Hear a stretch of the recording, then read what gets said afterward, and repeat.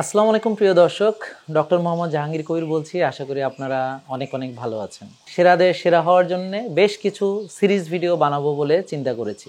আপনাদের কমেন্ট পড়ে আমার মনে হয়েছে একটি বিষয় আজকে গুরুত্ব সহকারে আলোচনা করা উচিত। বেশিরভাগ লোক কেন নিজেকে পরিবর্তন করতে পারে না? প্রিয় দর্শক, আমাদের একটি বিশ্বাস যে সবাই যা করে তাই ঠিক। অর্থাৎ আমরা আমাদের জীবন আচরণের ক্ষেত্রে আমাদের আশপাশ থেকে, অর্থাৎ যে পারিপার্শ্বিকতা আমি বসবাস করি, যেমন আমাদের ছোটোবেলা যেই পরিবেশে আমি বেড়ে উঠেছি, আমার বাবা মা যেভাবে আমাকে খাওয়ার ব্যাপারে শিখিয়েছেন, ইদানিং আমরা লক্ষ্য করে দেখেছি যে বাচ্চাদেরকে যদি সে ঘুমিয়ে পড়ে খালি পেটে, মা তাকে ডেকে তুলে আবার খাওয়ায়। মানে আমাদের একটা ধারণা, আমার বাচ্চাটা যদি না খেয়ে ঘুমায় ওর হয়তো মারাত্মক স্বাস্থ্য ঝুঁকি, অনেকে ভাবে হয়তো মরে টরে যায় নাকি তো তাকে আবার ডেকে খাওয়ায়। আজকেও একটা মেয়ে আমার কাছে এসেছে, মেয়েটির বয়স 22 কি 23, তার ওজন অনেক অনেক বেশি, তার পিসিওএস পিসিওডি ডেভেলপ করে গেছে। মেয়েটি পড়াশোনা অনেক ভালো, কিন্তু তার ওজন নিয়ে সে হতাশ। তার ডিসিপ্লিন, অর্থাৎ সে রাতে দেরি করে ঘুমাতে যায়। তার পরিবার থেকে প্রায় সবাই রাত 1টার আগে ঘুমায় না, কখনো 1টা 2টোও বেজে যায়। অর্থাৎ একটা শিশু, সে যখন মায়ের গর্ভে থাকে এবং সে পৃথিবীতে যখন আসে, প্রথম 7 বছর সে পারিপার্শ্বিকতা থেকে, অর্থাৎ তার বাবা মা, পরিবার পরিজন, আত্মীয় স্বজন, তার শিক্ষক বা যেই শিক্ষা তাকে দেওয়া হয়, তাকে যে পড়াশোনার ক্ষেত্রে তাকে যা শেখানো হয়, বা সে যে বই পড়ে বা যে ধরনের ভিডিও দেখে বা কার্টুন দেখে বা সোশ্যাল মিডিয়াতে তার যে অ্যাক্সেসটা আছে, হ্যাঁ, সে টিকটক দেখে কিনা, ইত্যাদি ইত্যাদি ইত্যাদি, তার সাবকনশাস একটা ডিজাইন কিন্তু তৈরি করে দেয়।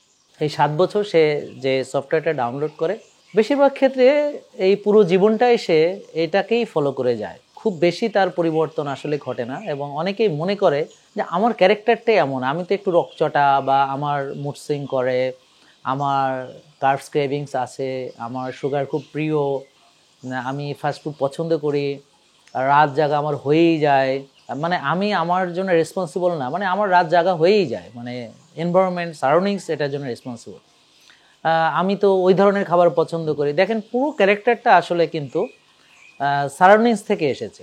প্রিয় দর্শক, এই কথা বলার উদ্দেশ্য হচ্ছে এটাই যে আমরা কি আমাদের এটাকে ভাগ্য হিসেবে মেনে নিচ্ছি, বা আমার ক্যারেক্টার হিসেবে আমি মেনে নিচ্ছি, বা আমার সাবকনশাস ডিজাইনটাকে কি আমি পরিবর্তন করতে পারি কি না? বেশিরভাগ লোক এই চিন্তাটাই করে না। কারণ হচ্ছে সে মনে করে প্রতিটা মানুষের ব্রেন আসলে এটা ভাবে, যেই পরিবেশে সে আছে, এই যে পরিচিত পরিবেশ, পরিচিত খাওয়া, এবং এটা ভুল নাকি শুদ্ধ সে কখনো এটা বুঝতে পারে না। কেউ যখন এর ব্যতিক্রম কিছু করতে যায়, অর্থাৎ একটা লোক সে প্রসেসড ফুড খাবে না, রিয়েল ফুড খাবে। দেখেন, একটা মা তার বাচ্চাকে আইসক্রিম খাওয়াচ্ছে, কোনো তার টেনশন হচ্ছে না, কারণ সবার বাচ্চাকে খাওয়াচ্ছে, প্রতিদিন সে সয়াবিন তেলে ভেজে তাকে খাওয়াচ্ছে, এটা নিয়ে তার কনসার্ন নেই। আজকে একটা লোক পান খেতে খেতে এসে, তামাক জর্দা সহ সে পান খায়, সে এসে জিজ্ঞেস করছে সরিষার তেল খাওয়া কতটা উপকারী হবে বা ক্ষতি হবে কিনা। অর্থাৎ একটা লোক যে তামাক খেয়ে নিজের ক্ষতি করতে পারছে, এটা সে নিরাপদ বোধ করছে, কিন্তু যেহেতু সে সয়াবিন তেল খাচ্ছে, এখন এই তেল না খেয়ে একটা সরিষা খাবে, মানে একটা নতুন কিছু সে শুরু করবে, এখানে তার প্রশ্ন দেখা দিয়েছে। অথচ এর চেয়ে একটা নিকৃষ্ট কাজ বা একটা খারাপ তার শরীরের জন্য এমন কিছু সে খাচ্ছে, এটা নিয়ে তার কনসার্ন নেই। আর একটা প্রাকৃতিক খাবার খাবে, এটা নিয়ে তার কনসার্ন। একটা মা তার বাচ্চাকে চুইংগাম, চিপ, জুস, ডুবো তেলে ভাজা, ফ্রেঞ্চ ফ্রাই, তারপর তাকে বিভিন্ন রকম fast food, pizza, burger, sandwich, এগুলো কিন্তু সে খাচ্ছে। কিন্তু মায়ের কনসার্ন হলো, আমার বাচ্চা কি চিয়া সিড খেতে পারবে? আমার বাচ্চা হলুদ খেলে এটা কি তার জন্য ঠিক হবে? অর্থাৎ একটা ন্যাচারাল খাবার যেহেতু কেউ খায় না সচরাচর, এই জন্যে পরিচিত গণ্ডি থেকে সে যখন বের হতে চাইবে, তখন ব্রেন বলবে এটা কি ঠিক হচ্ছে, মানে সে ইনসিকিউরিটিতে ভুগবে, সে নিরাপত্তাহীনতা মানে ব্রেনের ভিতরে ক্রিয়েট হবে যে তুমি কাজটা কি ঠিক করছো। অর্থাৎ তুমি ভাত খাবে না, সারা জীবন ভাত খেয়ে এসেছো, তুমি এখন ভাত খাবে না, এটা কেমন সিদ্ধান্ত? এতদিন ধরে রাত জেগে এসেছো, এখন তুমি আর্লি ঘুমাতে যাবে, এটা কি ঠিক হবে? তুমি ভোরে উঠবে, এটা কি ঠিক হবে? ব্যায়াম কি আসলে তোমার জন্য কি ব্যায়াম? তুমি তো মানে যেভাবে চলছে অলসতা বিলাসিতা, এটাই তো ঠিক আছে। এই অলসতা তোমার জন্যে মানে সবাই তোমার আশেপাশে যারা তারাও এক্সারসাইজ করে না, তুমিও করো না, ইটস ওকে। অর্থাৎ ব্রেন আসলে সত্য মিথ্যা ধরতে পারে না। সে চতুর্পাশে তার যেটাই ঘটে, সবাই যদি রাত জাগে সে রাত জাগাটাকে স্বাভাবিক এবং নিরাপদ মনে করে। সবাই যদি processed food ultra processed food খায় সেটাকেই সে নিরাপদ মনে করে। সবাই যদি অলসতা বিলাসিতা করে বা স্ট্রেস নেয়, একটা বাচ্চা তার বাবা মা ঝগড়া ঝাঁটি দেখে বড় হয়েছে, মায়ের তার বাবার প্রতি যে ব্যবহার সেটাই সে দেখে এসেছে। এখন কি আশা করা যায় বিয়ের পরে সে তার স্বামীর সঙ্গে তো একই রকম ব্যবহারই করবে, তাই না? সেটাকেই সে নিরাপদ মনে করবে যে বিবাহিত জীবন মানেই তো এমন যে আমি তাকে একটু টক্সিসিটি দিব। আর স্বামীকে যদি একটু টক্সিসিটি দিতে না পারি তাহলে বিয়ে করে লাভ কি, জামাই দিয়ে করবোটা কি? তো ওকে আমি দেখেছি ওর মা দিয়েছে, সেও দিবে। মাকে দেখেছি সে অনেক টেনশন করতে, রাত জাগতে, এখন সেও টেনশন করে রাত জাগে। তার মা পেয়েছে তার নানির থেকে। অর্থাৎ প্রিয় দর্শক, আমরা কি এই ভাগ্যের শৃঙ্খলে বন্দী, নাকি আমাদের কিছু করণীয় আছে? যখন আপনি এই জিনিসগুলোকে আগে অ্যাড্রেস করবেন যে আসলে আপনার মস্তিষ্কের নিয়ন্ত্রণ আপনার হাতে, আর মস্তিষ্ক সবসময় সঠিক সিদ্ধান্ত আপনার জন্য নেয় না। সে অভ্যস্ততা থেকে আপনি বেরিয়ে যান এটা কখনো চায় না। আপনার নিরাপদ জোন সেটাকেই সে মনে করে, একটা কমফোর্ট জোন সেটাকেই সে মনে করে যা আপনি করছেন। নতুন কিছু সে সহজে নিতে চায় না। আর নতুন কিছু নেওয়ার যে সময়টা, সেটা কিন্তু আপনি অনেক আগে পেরিয়ে এসেছেন। এখন কিন্তু আপনি আপনার ওই যে সাবকনশাস ডিজাইন যেটা, সেটাকে আপনি ভাবছেন এটা আমার ক্যারেক্টার। কিন্তু দেখেন কিছু ক্যারেক্টার আপনি মায়ের থেকে পেয়েছেন, কিছু বাবার থেকে পেয়েছেন, কিছু প্রিয় শিক্ষকের থেকে পেয়েছেন, কিছু ক্যারেক্টার আপনার বন্ধু বান্ধবের সঙ্গে গিয়ে হয়েছে, বা আপনার কোনো প্রিয় আত্মীয় স্বজনের থেকে, অথবা আপনার কোনো প্রিয় লেখক থেকে। আপনি বিভিন্ন জায়গা থেকে আপনি আপনার ক্যারেক্টারটা আসলে তৈরি হয়েছে। এখন আপনি আসলে কে, এই প্রশ্ন কি কখনো করেছেন? আমি কে, কেন এসেছি এই পৃথিবীতে, আমার কি নিজের প্রতি কোনো দায়িত্ব, পৃথিবীর প্রতি কোনো দায়িত্ব, এগুলো কি আছে? আর আমি যা করছি সেটা কি সঠিক? পৃথিবীর সবাই যদি ভুল করে তাহলে কি আমাকেও ভুল করতে হবে? পৃথিবীর সবাই যদি রাত জাগে তবে কি আমাকে তাই জাগতে হবে? পৃথিবীর সবাই যদি প্রসেসড ফুড খায় তবে কি তাই আমাকে খেতে হবে? স্বামী স্ত্রীর সম্পর্কটা যদি ঝগড়াঝাটি, এটার ভিতরেই সবাই মনে করে যে হ্যাঁ এটাই তো, কিন্তু পজিটিভিটির চর্চা স্বামী স্ত্রীর ভিতর হতে পারে, হয়তো কেউ করে না, কিন্তু আপনি কি করতে পারেন না? স্বামীর সঙ্গে উত্তম ব্যবহার করা, স্ত্রীর সঙ্গে উত্তম ব্যবহার করা, এটা ইসলামের ভিতরেই আছে। আমরা কি আমার স্ত্রীর সঙ্গে সর্বোত্তম ভাষায় কথা বলি, সর্বোচ্চ তাকে প্রায়োরিটি দেওয়ার চেষ্টা করি? আমি কি আমার স্বামীর সঙ্গে আমার সবচেয়ে সুন্দর ব্যবহারটা দেখাই, নাকি সবচেয়ে কুৎসিত, এই তুমি কই ছিলা, এই কী করছো, এই সারাদিন কী করো, এরকম মানে একটা ধমক ছাড়া কথা বলি না? নাকি সবচেয়ে প্রিয় মানুষদের সাথে আমরা কি খুব ভালো ব্যবহার করি? আর আমাদের সবচেয়ে ভালো ব্যবহারগুলো হচ্ছে হয়তো বিপদে, যাদেরকে আমরা কোনোদিন পাশে পাবো না, যেই মানুষগুলো আমাদের কোনো কাজেই লাগবে না, তাদের সঙ্গে আপনার ব্যবহার কত ভালো। সবাই বলে আহ ভাবি কত সুন্দর তার হাসি, ব্যবহার, মুগ্ধ হওয়ার মতো।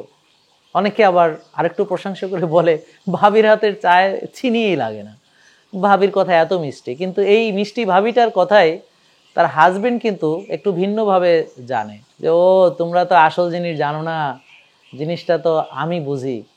যে এই হাসি মুখের মিষ্টিভাষী আপনাদের ভাবি তার হাজবেন্ডের সঙ্গে যখন কুৎসিতভাবে ব্যবহার করে, এটা আসলে অনেক সময় দেখা যাচ্ছে যে আমরা এটাকে স্বাভাবিক হিসেবে নিয়েছি, দেখে এসেছি, আমার ফ্যামিলিগতভাবে এটাই চলছে। তো প্রিয় দর্শক, আমরা একটা জিনিস বুঝতে হবে, সেটা হচ্ছে আমার জন্য যেটা কল্যাণ ভালো সেটাই আমার করা উচিত।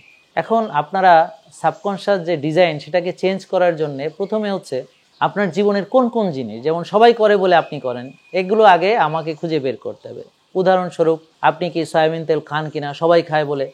আপনি কি ভাত খাচ্ছেন, সবাই খায় বলে। রুটি খাচ্ছেন, সবাই খায় বলে।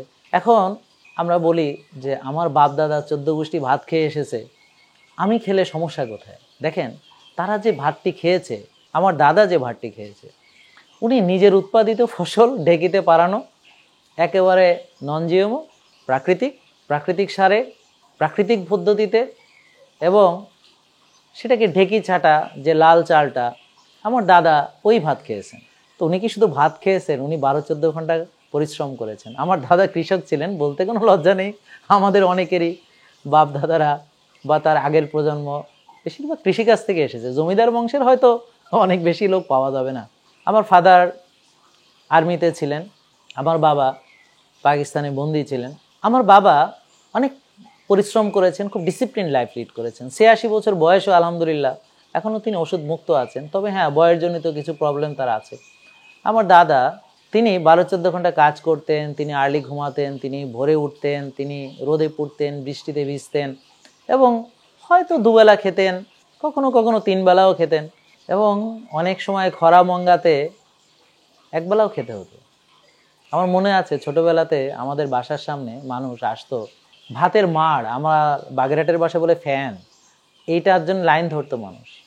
ভাত চাওয়ারও সাহস ছিল না, এতটা মানুষ অভাবে ছিল। তখন মানুষ অপুষ্টিজনিত রোগে রোগী হয়েছে, তখন মানুষ খেতে পায়নি বলে, ভালো প্রোটিন খাওয়ার মতো তাদের সামর্থ্য ছিল না বলে প্রোটিন ডেফিসিয়েন্সি হয়েছে, কোয়ারশিকার হয়েছে বাচ্চাদের, মেরাসমাস হয়েছে। এখন বাচ্চাদের হচ্ছে অতি পুষ্টিজনিত সমস্যা। ছোট ছোট বাচ্চাদের আমরা এখন ফ্যাটি লিভার পাচ্ছি, টাইপ 2 ডায়াবেটিস হয়ে যাচ্ছে মাত্র 11 বছর 9 বছরের বাচ্চা, তাদের ওজন 90-95 কেজি। কারণ কি? ছোটোবেলায় তাদেরকে কৌটার দুধ খাওয়ানো হয়েছে, সিরিয়াল খাওয়ানো হয়েছে, বিভিন্ন রকম আপনার বাহারি বিজ্ঞাপনের প্রভাবে আমরা নানান জিনিস বাচ্চাদেরকে দ্রুত বাড়ার জন্যে, টলার হওয়ার জন্য, স্ট্রঙ্গার হওয়ার জন্য, শার্পার হওয়ার জন্য খাইয়েছি। এবং তারা আমাদের থেকে শিখেছে তোমাকে কুটা গাছ ছেড়ে দুভাগ করতে হবে না, তুমি পড়াশোনা করবে, কোনো কাজ তোমাকে করতে হবে না। কায়িক শ্রম এটা তাদের জীবনে নাই। এখন কেউ আমরা কায়িক শ্রম করি না, কারণ আমাদের প্রয়োজন পড়ে না। এখন একটা মানুষ কায়িক শ্রমও করবে না, ব্যায়ামও করবে না, সে কি ভালো থাকবে? এটা কি আমরা কখনো ভেবে দেখেছি? আমার এখন ভাবারও দরকার নেই। বাস্তবতা হলো, যারাই শক্তির চর্চা করবে না, কায়িক শ্রম বা ব্যায়াম করবে না, তারা দুর্বল হবে, বয়স বাড়ার সঙ্গে সঙ্গে তারা রোগী হবে এবং তার শক্তি সামর্থ্য কমতে থাকবে। তার মানে তার তারুণ্য চলে যাবে, তাড়াতাড়ি বুড়ো হয়ে যাবে এবং রোগী হয়ে যাবে। এখন আমরা কেউ পরিশ্রম করি না বা ব্যায়াম করি না বলে সেটা কি ঠিক? আমরা কেউ ভোরে ওঠে না বলে তা কি ঠিক? আমরা ফজরের নামাজে গেলে দেখি মাত্র 1.5 কাতার 2 কাতার, খুব বেশি হলে 2.5 থেকে 3 কাতার। বাকিরা আমরা মুসলমান সত্ত্বেও মসজিদে যাচ্ছি না। ভোরবেলায় রাস্তাঘাটগুলো থাকে ফাঁকা, অথচ সবাই যদি স্বাস্থ্য সচেতন হতাম, রাস্তায় লোক ধরার মতো জায়গা থাকতো না। মনে হতো একটা বিরাট মিছিল, সবাই মর্নিং ওয়াকে, ব্যায়ামে সবাই চলে গেছে, সূর্যোদয় দেখতে চলে গেছে, যারা আমরা নিজের ভালো বুঝি। প্রিয় দর্শক, সবাই দেরি করে ঘুম থেকে ওঠে বলে এটা সঠিক হতে পারে না। এখন আপনি আপনার সাবকনশিয়াস ডিজাইন চেঞ্জ করতে হলে আগে ভাবতে হবে যে সবাই করে বলে আপনি কি কি করেন। তারপর আপনাকে সিদ্ধান্ত নিতে হবে কোনটা আপনার ভবিষ্যতের জন্য ভালো, আপনার আখেরাতের জন্য কোনটা ভালো। আপনি যদি দীর্ঘ হায়াত পান, বেঁচে থাকেন, তাহলে কিভাবে চললে আপনার বার্ধক্য আসবে হয়তো, তবে অনেক দেরিতে। আপনি হয়তো 80, 90, 100 বছর পর্যন্ত তারুণ্য ধরে রাখতে পারবেন। সেটা কি সবার মতো করে? তো সবাই যেভাবে চলছে, যেটাকে আপনি নিরাপদ মনে করছেন, অর্থাৎ অনিয়ম করা, দেরি করে ঘুমানো, বারবার খাওয়া processed food, ultra processed food খাওয়া, এরপর রুগী হওয়া, ডাক্তার দেখানো, তাকে ভিজিট দেওয়া, ওষুধ খাওয়া, পরীক্ষা নিরীক্ষা করানো, এরপর ধীরে ধীরে অপারেশনে চলে যাওয়া। নিজের হার্ট নিজের টাকা দিয়ে আপনি ওপেন করছেন, আর নিজের টাকায় খাবার খেয়ে অনিয়ম করে আপনি সেটাকে ব্লক করেছেন। প্রিয় দর্শক, এটা কি আমাদের জন্য ভালো? এখন আমরা এগুলো বুঝি না, কারণ ব্রেন কখনোই চাইবে না যে আপনি আপনার পরিচিত গণ্ডি থেকে, কমফোর্ট জোন থেকে বেরিয়ে যান। আপনার জন্যে এই রাত জাগা ভালো কি খারাপ সে সেটা বুঝবে না। সে দেখছে সবাই জাগছে, আপনিও জাগছেন, এটাকেই সে নিরাপদ মনে করে। কিন্তু আপনাকে, ব্রেনকে আবার রিডিজাইন করতে হলে তাকে সঠিক তথ্য উপাত্ত দিয়ে, অর্থাৎ রাত জাগা কেন ক্ষতিকর, যারা জাগছে তাদের পরিণতি কি হচ্ছে, এগুলো আমাদের ভিডিওতে আমরা প্রায় আলোচনা করে থাকি। আমাদের অন্যান্য ভিডিওগুলো দেখবেন, ঘুমের উপকারিতা নিয়ে, প্রসেসড ফুড খেলে কি কি ক্ষতি হয় সেগুলো নিয়ে দেখবেন। এটা হচ্ছে আপনার অ্যাওয়ারনেস বা সচেতনতা ক্রিয়েট করবে। Knowledge is power. প্রিয় দর্শক, আপনি যখন বুঝবেন যে জিনিসটা আপনার জন্য ভালো, বোঝার পরে আপনি করা শুরু করতে গেলেই দেখবেন নানান বাধা বিপত্তি আসবে, কারণ ব্রেন নিজেই এটা ক্রিয়েট করবে যে সে বলবে যে তুমি ব্যায়াম করো না, ব্যায়াম করো না, ব্যায়াম করো না, এবং আপনি দেখবেন বাধা পাবেন চতুর্দিক থেকে। আপনি ভালো খাবার খেতে গেলে নানান কথা বলবে মানুষ, এই তুমি কতদিন বাঁচবে, একদিন খেলে কি হয়, হ্যাঁ ভাত ছাড়া তুমি চলবে কিভাবে, তো সবাই যেভাবে খায় তুমি সেভাবে খাওয়া, আবার তুমি আবার এই ধরনের কি শুরু করছো, তুমি ভিন্ন কিছু করতে যাচ্ছ। মানে আপনাকে সবাই মিলে বলবে পাগল, আর আপনার ব্রেনও বলবে তুই আসলে একটা পাগল। হ্যাঁ, কারণ ব্রেনও তাই ভাবে সবার মতোই, যে সবাই যা করে তাই ঠিক। এই যে ব্রেনকে আপনাকে বোঝাতে হলে নলেজ দিয়ে তাকে কনভার্ট করতে হবে, ব্রেনের সাথে লড়াই করে পারবেন না। ব্যায়ামের উপকারিতা বোঝাতে চেষ্টা করুন। প্রথমে ছোট ছোট পদক্ষেপ নিন, ব্রেন যেন টেন না পায়। যে আপনি কি করবেন, আস্তে আস্তে ধরেন আপনি একটায় ঘুমাতে যান, ধীরে ধীরে আপনি 12:30 করেন, 12টা করেন, 11:30 করেন, ধীরে ধীরে আস্তে আস্তে আস্তে আস্তে আপনি আপনার পরিকল্পনা অনুযায়ী ছোট ছোট পদক্ষেপ নিতে নিতে আপনার টার্গেট যে 10টার আগে ঘুমাতে যাবেন সেখানে আপনি একসময় পৌঁছে যাবেন। এটাতে ব্রেন খুব একটা মাইন্ড করে না। কিন্তু আপনি একটায় ঘুমাতে যান, হঠাৎ করে 9টা 10টায় শুইলে পরে ঘুম তো আসবেই না, বিছানায় ডান বাম কাত হতে হতে হ্যাঁ একেবারে পরে কোন না এটা আমার জন্যে না, আপনি ছেড়ে দিলেন, ব্যাস। কে জিতলো? আপনি জিতলেন না। খুব ছোট পদক্ষেপ, আপনি একদমই ব্যায়াম করেন না, আজকে একেবারে 10 কিলো দৌড়াতে হবে ওরকম নয়। আপনি বাইরে চলে যান, যে ঠিক আছে আজকে আমি দেখি তো সূর্যোদয়টা দেখে আসি। আস্তে আস্তে আপনি ঘর থেকে বেরিয়ে যান, সূর্যোদয় দেখে আবার চলে আসেন।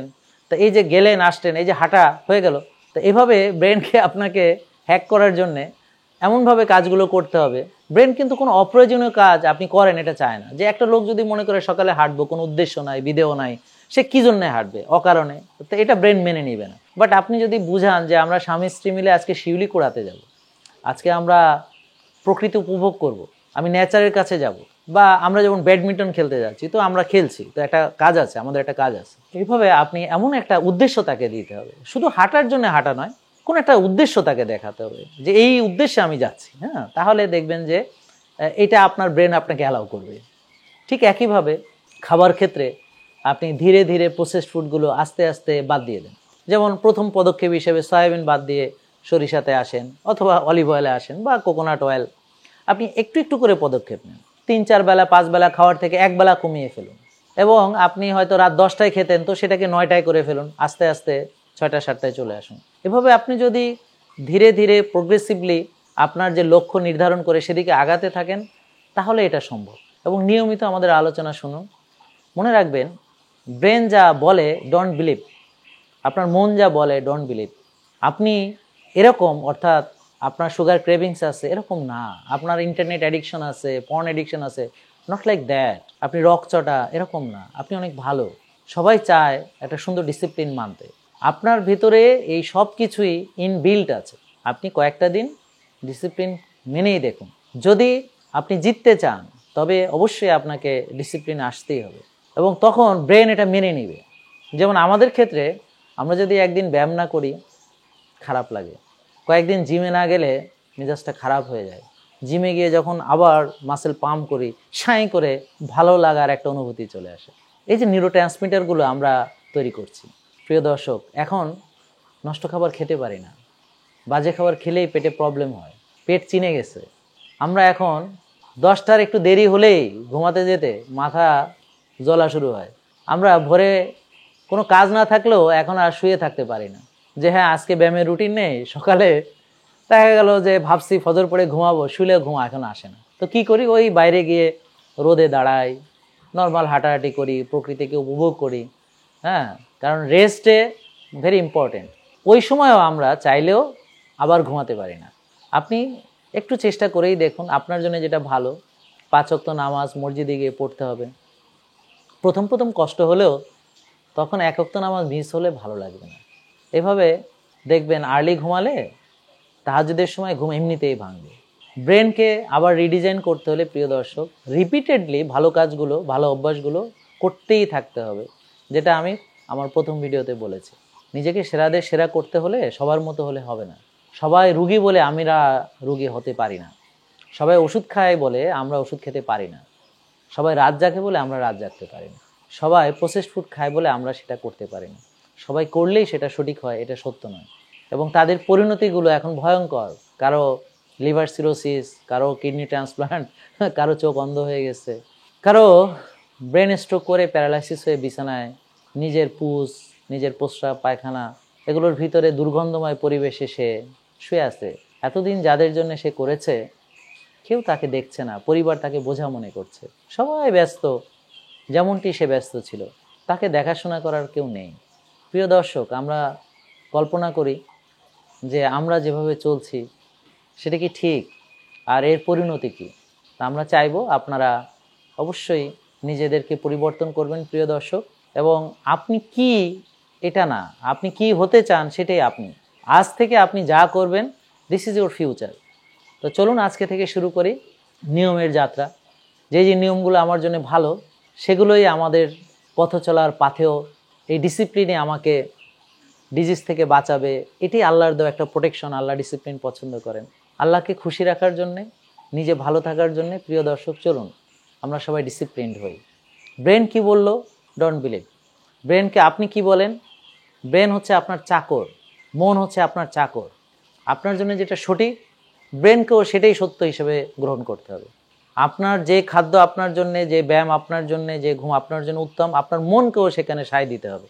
সো আপনি মনের দাস হবেন না, মনকে আপনার দাস বানাবেন। আপনি হবেন আপনার মনের রাজা। মন আপনার কথা শুনবে, ব্রেন আপনার কথা শুনবে। তো প্রিয় দর্শক চলুন আমরা আমাদের কমফোর্ট জোন থেকে বেরিয়ে আসি এবং নিজের জন্য যেটা ভালো সেই ডিসিপ্লিনড একটা লাইফ আমরা লিড করি। এভাবে চললে অবশ্যই আমরা আখিরাতে সফল হব, দুনিয়াতেও আমরা অনেক ভালো থাকতে পারব। সবাইকে ধন্যবাদ। আসসালামু আলাইকুম ওয়া রাহমাতুল্লাহি ওয়া বারাকাতুহু। জেকে লাইফস্টাইল, ওষুধ মুক্ত সুস্থ জীবন।